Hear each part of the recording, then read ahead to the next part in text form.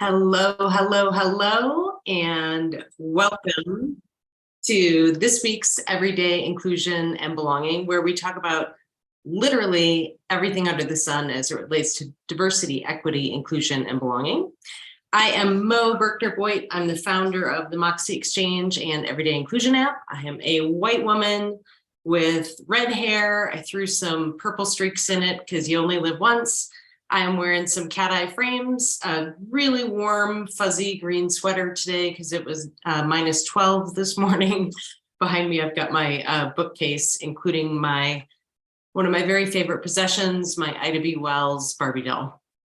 I am joined today by Virginia Asando of Ballard Spahr. Super, super excited to have this conversation, Virginia, because we found out right away that Ida B. Wells, for both of us, is one of our favorite people. Absolutely. Virginia, please introduce yourself and let's get into our conversation. Thank you, Mo. Hi, everyone. I'm so happy to join you today. My name, as Mo mentioned, is Virginia Asando. I am the Chief Diversity, Equity, and Inclusion Officer at Ballard Spahr. Ballard Spahr is a law firm with 15 offices across the country. I happen to be sitting today in our Philadelphia office. Yesterday, I was in our Baltimore office, and on any given day, I can be in any of Ballard's beautiful offices across the country. So I'm happy to be here today.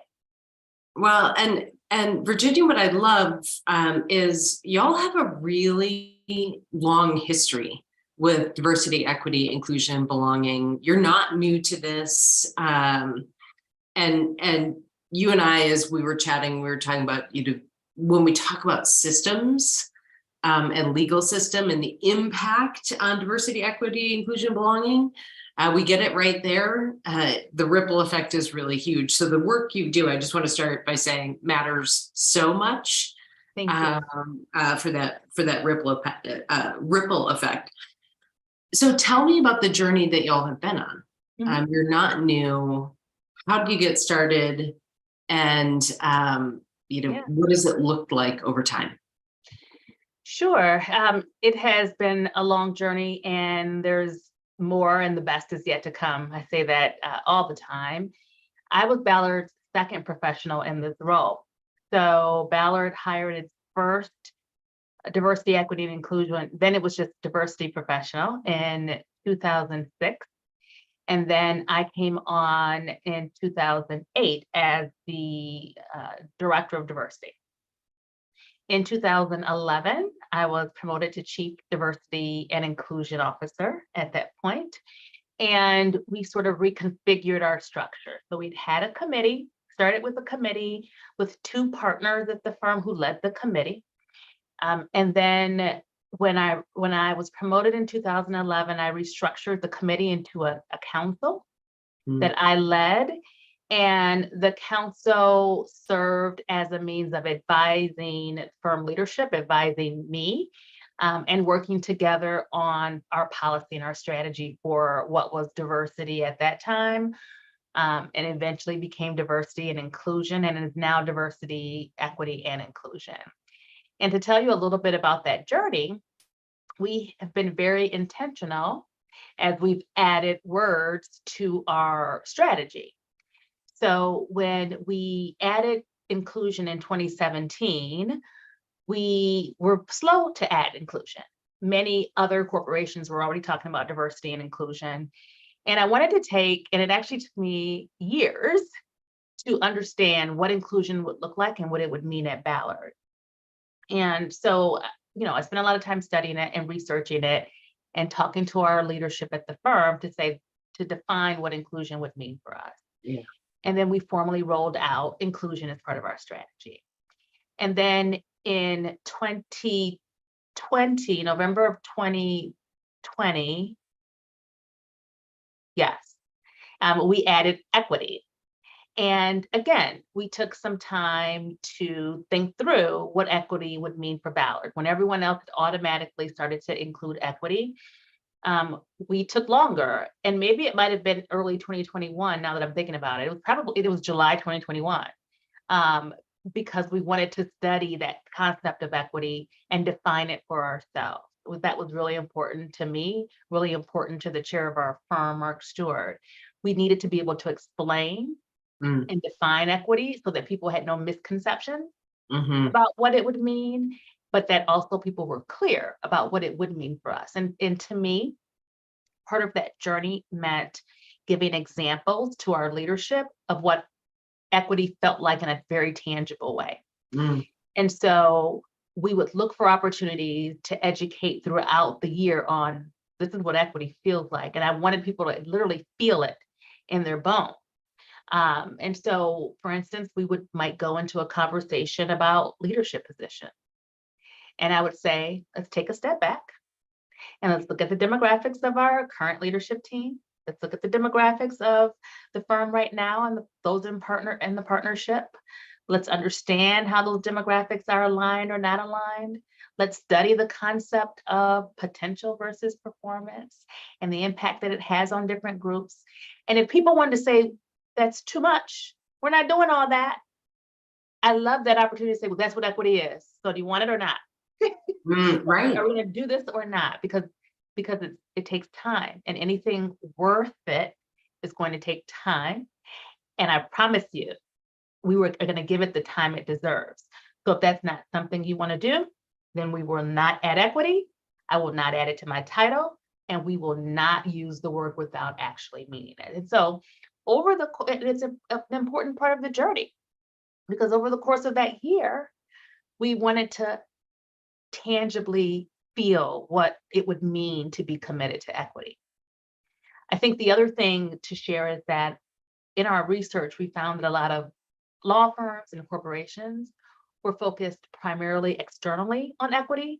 So what's happening, or how can we contribute to what's happening outside of our four walls? And we wanted to take a different approach. We wanted to be focused on what was happening within our four walls. Yeah. Right? Yes, it's easy for us to talk about equity in terms of pro bono and how we're serving others and in our communities. Yes, we can do that, but the work starts at home first. And so that's the more difficult ask, is to look at ourselves in the mirror. But we felt it was really important to do that and to verbalize what equity would mean to us and what it would look like. And so in that process, Mo, we identified that equity would mean to have a two-pronged meaning. It would mean that we would have to identify any obstacles that could be in the way of success or people thriving at the firm. Not just identify, but also then seek to remove those obstacles. And it was important to spell that out, right? Yeah. Easy for people to say, yes, that's a great idea. Let's identify. Let's be aware. But we wanted to focus and make sure people understood that we also had to actively eliminate barriers and needed to not only look for what we could improve, but how were we going to change. One of the things I used to say all the time is we have to be careful not to just want change the noun, but be ready for change the verb, which is a little bit more difficult for people to adapt to. Yeah. And so that's how I would describe our journey. We've been very deliberate about our approach, about the words that we use, what we call things, how we define what we're doing so that we can measure ourselves. I think another piece to our journey would be how we're evolving and growing year after year. As you can imagine, this work looks different. Actually, it can look different day to day. For me, it looks different every single day. Yeah. Yeah. Right? But our approach has to also evolve with the times. There was a time when all we talked about was being intentional about everything that we did. That was our focus. Be intentional about selecting teams for clients. Be intentional about our recruiting strategies. Be intentional about how we develop and strengthen relationships. And then we have evolved from intent to action. I would say that's where we are now. We're sitting in the space where our intent has translated to implementation. And love that. Yeah, looking at systems and processes that we have in place. And one of the things that I'm introducing for 2023 and beyond is how do we move from action to now impact? and let's start to measure the outcome and the impact of all of these action items. And if something is not working, let's call a thing and say it's not working. Let's do something else, or let's scrap it, and let's admit that it didn't have the desired effect, and let's try something else. So that's how I would describe our journey in a couple different ways. Yeah. Okay, so we've been talking for like not even 10 minutes. Y'all just got a case study in what to do. I have to say, Virginia, I was like listening, the intentionality around language, which does not surprise me, right? With a bunch of attorneys, right? You know the power of language, but you were not, right? And I loved what you were saying, you know, when you got to that piece around equity and changing systems, right? And taking action on systems. When people are saying this is hard, yep, it's hard. If we're not going to do it, let's not say we have equity, right? Let's not use the word. You know, it's really interesting to me. There's like people are throwing around, oh, I'm a Jedi, justice, equity, diversity, inclusion. You know, we have a Jedi program. And that's a cute, like everyone wants to be a Jedi, right? Star Wars, the whole thing. But they might not even be doing diversity yet, let alone justice or equity. So I love what you did in terms of, you started with the committee, then you went to the council, right? The strategy, the different focus, the language, right? From impact to action. I mean, just all of it, Virginia, I think shows your like true evolution in the work. And then the recognition that you were saying that literally every day can be different too, because some days you might be focused, right? There might be a bunch that's coming up around inclusion. Mm-hmm. Other days it might be, you know, here's a piece of equity that we're looking at. So I just really, really appreciate the thoughtful, steady, you know, there is no silver bullet approach that y'all have been taking. Absolutely. Absolutely. Yeah. You know, another way that we've been focused is when you talk about language, we don't use the acronym DEI at Ballard. Right. You and I talked about this. We talked about that, right? And it's because excuse me, it's easy for people to say DEI and not even know what it means, just to use it loosely and say, this is what we're doing. To me, there's so much power in words. And I want to give this work, first of all, it's my profession and it is my life calling, and it's worthy of saying the words to me personally. But those words are so important that I believe the words have power and they bring knowledge every time they are spoken and every time they are heard. So I am never going to use an acronym. I am going to say the words because I want people to understand the gravity of what we're doing, what we're asking of people. And I just believe there's so much power in people hearing the word equity every time. Absolutely. Absolutely. I, you know, and we talk about overall the power of language in this work. And so, right, you like using the words to describe the work too. I love you talked about a lot of the best practices, right? And kind of from action to impact, right? Intent to action to, or, you know, the focus, right? That movement, any other best practices in terms of that you'd like to share? So I wouldn't even call those best practice. Like that's what was the best practice for Ballard, right? Like I could go to a different organization tomorrow and they could be in a different place, right? And that the best practice would be different. So yeah, you know, it's so dependent on the culture of an organization. So I talk about, you know, those practices in terms of what's been effective for Ballard. Yeah. When I talk to younger professionals, or more junior professionals getting into this work, going into law firms, sometimes taking such a heavy role like this, for the first time as either a manager, a director, or a chief, I always say, you'll be surprised. I want you to understand the value of taking your time. Mm. And that I felt like we didn't start to see progress. I didn't feel that we were making progress until 5 years into this work and Yeah. into the role.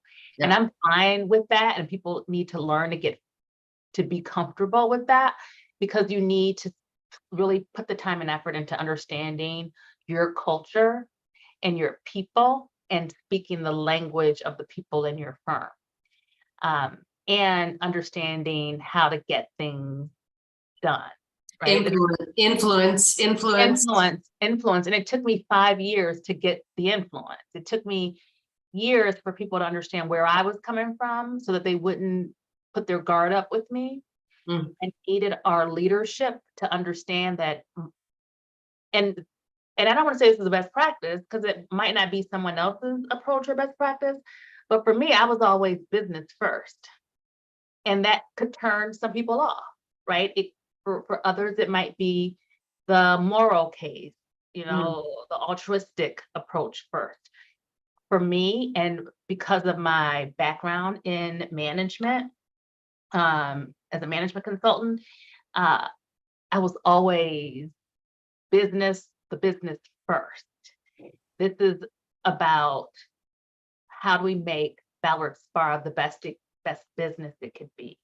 How are we focused on our number one goal, which is to provide great service to our clients, and strengthen those client relationships, which leads to profitability and increased revenue. And that was the language that I spoke. And so sometimes that would turn people off, and others, like, they needed to understand where I was coming from, because if I was going to have a tough conversation about someone agreeing that someone needed to go from the firm, they needed to trust that I was coming from a business standpoint. Like, I was not going to let anything else override the business case. Mm.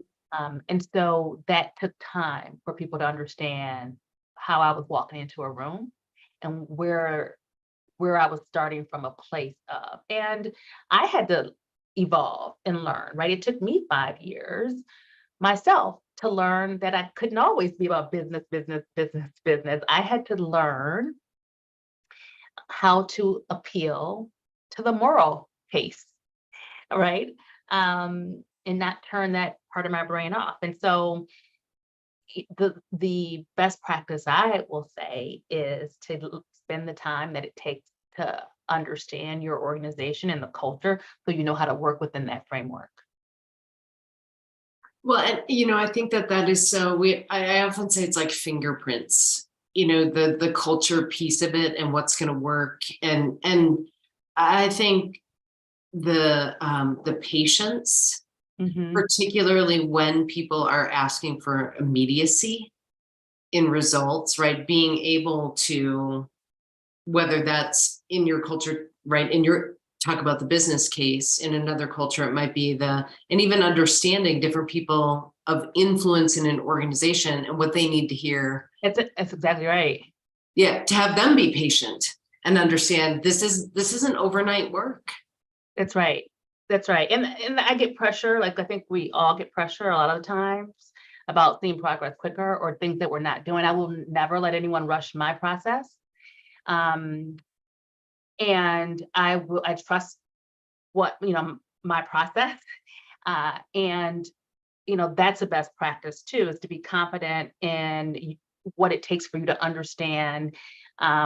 And I have said, like, I might not have an answer for you right now. I know you're calling me in your office to ask me how to process a situation. That's not my approach. I need to process things for myself, and I need to come back to you. And so, I think individuals in this role need to have confidence in their experience and skill set, and be willing to not be rushed to do this important work. Yeah, because people, more often than not, people are asking for immediacy, and it just is not. That's not. There's nothing sustainable in this work if it's like. To me, that's like, we always say, it's like eating marshmallows. You're like, right? Like, really tasty and great at the time. And then afterward, you're like, did I Did eat I- it? I kind of have a headache. That's right. That's right. Well, and so that really leads me to this work never gets easier, right? Just because y'all have been at it for a long time and you have taken a very measured, strategic approach, sometimes it can feel like it gets more complicated. Absolutely. Um, Absolutely. so right there's this whole piece that's about the evolution too. Yeah, that's right. And I would dare to say it gets more difficult. The work has become much more difficult. Like I've been doing this work at Ballard for 15 years.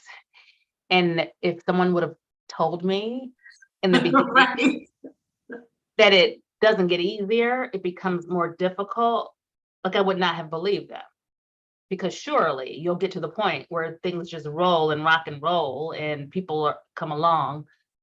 But I've been shocked and surprised at how the work has become more challenging um, as we've moved through this journey. Hearts and minds shift from one spectrum to the other based on what's happening in the world. Right. I mean, even just think about the impact of the work getting politicized, Yes. right? Like, That's the biggest hindrance to this work, right? You use a word, that word has been weaponized, and now you need another. You have to come up with another way to describe something because it means something else, right? And the word usage and how the work has been weaponized, and how people get into it without the experience, like it's just become much more difficult in this political climate, where everything has become so polarized. yeah. I think that there's a piece of it for me personally, and I'm curious if this is the same for you, Virginia, where that's where I have to remind myself to celebrate every little win. Because if I don't celebrate those little wins, I can get burned out or just disillusioned and think, too hard, nothing's ever going to change. And that is not my nature. I'm a tenacious optimist. Yes. I've found that I have to celebrate those little wins. Yes, I agree with that. It's 50-50 for me. Like I celebrate the wins with as much passion and enthusiasm as I feel when I'm disappointed, feel frustrated and upset. Like it's equal. Yeah. Right? Like, so my emotions on a day-to-day basis can go from here to here, right? And there's not much in between. Like, Yeah. I'll take a small win and it is the best thing in the world, right? It is the best thing, a very small win. But if, our attrition rates of lawyers of color fall or rise, drastically over a course of a year, I'm devastated by it. Yep. Devastated by it. So it's that constant emotional balance of what this work brings. And so, there's been a lot of, rightly so, there's been a lot of conversation around how we sustain ourselves and protect our mental health in this work. It's interesting hearing different folks talk about what they do. And I'm curious if you've got any things that you personally have done, or, kind of what does sustain you through the, because it really is, it's like a roller coaster of like the extreme roller coaster. Yeah. I just looked behind me because I save the cards that I get. And it's going to make me emotional. I save the emails that I get from lawyers who, leave the firm and they tell me about the impact of the work that we're doing here, or they tell me how this place is different. Like those small things, those are also wins for me. Yeah. They might be walking out the door to a clerkship or to go work for a client, but those words, like this place was it was a special place, and it was different than law firms, that experience. Like that's how I sustain myself. Yeah. I keep these cards, Yep. in my office so that I can remind myself that I'm doing it for one person at a time. Yeah. For one person at a time. Yes, yes, yes. That I have the same thing, Virginia, where it's like if I hear something where somebody says it made me think about it differently, or I did this thing, or I had this, if you can think about it one person at a time, that for me is the part that, because if we one person at a time, one person at a time, one person at a time, Yeah, suddenly we've created a collective. absolutely. So we are at the final few days of Black History Month. Mhm. And I'm curious if you have anybody historical or current who you look to, lessons from them or as a role model. Yeah, so many people, everyone actually. I learn and take from everyone around me, quite frankly. But this has nothing to do with Black History Month. This has to do with who I take and learn from on a regular basis. It's the women lawyers at this firm, the women of color partners at this firm, who I see in the corner offices all around this place, who I know well enough to know how they survived and how they thrived. Yeah. That sustains me. That's what keeps me going. And I think they might say the same thing about me. Like, as long as I'm sitting in this office, I say as long as they're sitting in those offices. Yep. And they continue to strive and they continue to do what it takes to thrive, those are the role models that I look to. Those are the people who I say, if she's still sitting in that corner office, and if she's risen to that board seat, I know what it took for her to get there. And I can just dry my tears and keep on going another day. Oh, right. Yep. Yep. Yep. If she can do it, I can do it. Mhm. Yes. Yes. Yeah. I knew this was going to be a fantastic conversation, and I can't wait, Virginia, to go back and listen to it. And in particular, not in particular, I was going to say in particular, like the first 10 minutes, but that's not true. I want to re-listen to the whole thing. Leave me, if you would, with one last truth bomb around diversity, equity, and inclusion.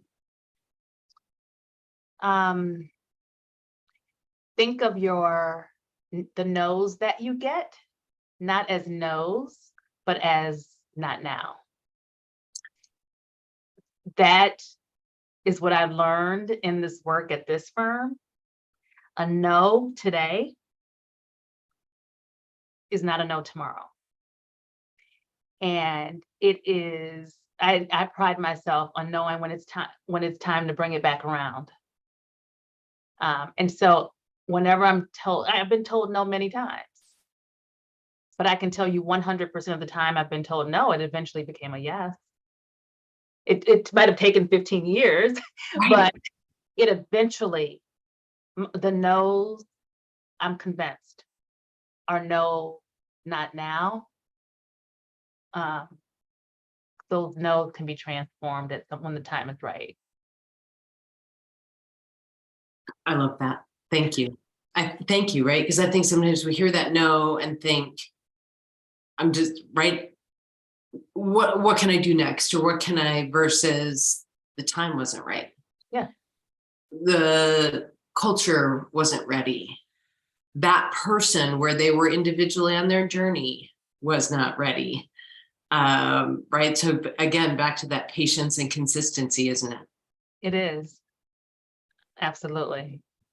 Thank you. Thank you. Thank you for sharing your brilliance and your wisdom and all the great work that you're doing there. And keep getting those women in the corner offices. Y'all get out there, do the next right thing.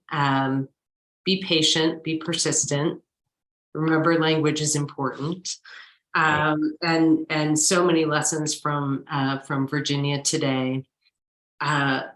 Appreciate everything that you're doing, Virginia, everything that you all are doing as a part of this community. Keep it up. Thank you, Mo. Thank you so much. Thanks for this opportunity to talk and share and experience this dialogue with you. I appreciate it.